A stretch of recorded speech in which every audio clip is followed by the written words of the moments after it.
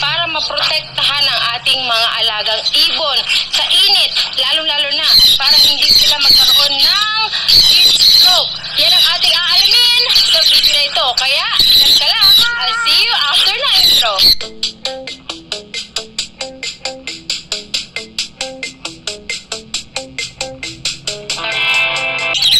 Hello, Dapper Cats, and welcome back for another video.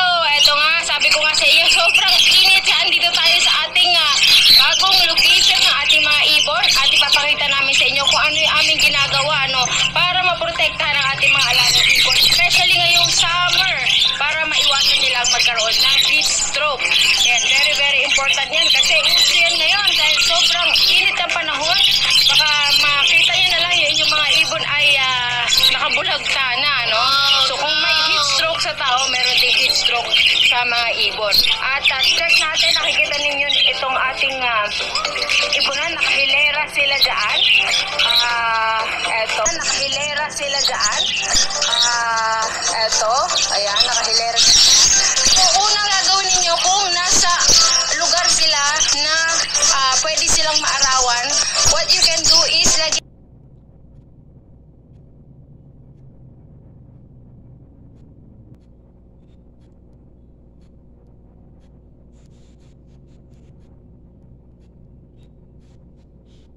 ngayon, nakikita ko na naarawan. Ibig sabihin, yan ay exposed sa araw. Yung tubig nila, mainit na rin. So, gagawin natin, ililipat natin ito.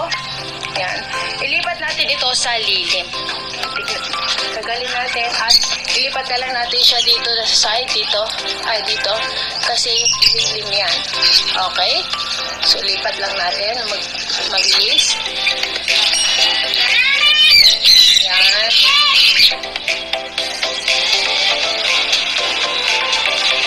Ilipat lang natin.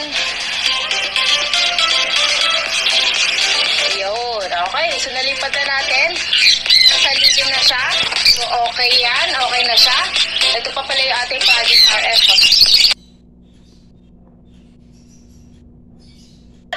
Make sure na yung kanilang mga inuman, yung mga tubig nila, ay hindi naaarawan. Okay? At ito pa ang inyong gagawin. Lagyan or gamitan nyo sila ng Electrobird. Okay? Ano itong Electrobird? Electrobird is anti-stress. Okay? Kasi sobrang init ang panahon, na-stress ang ating mga ibon. Kaya napaka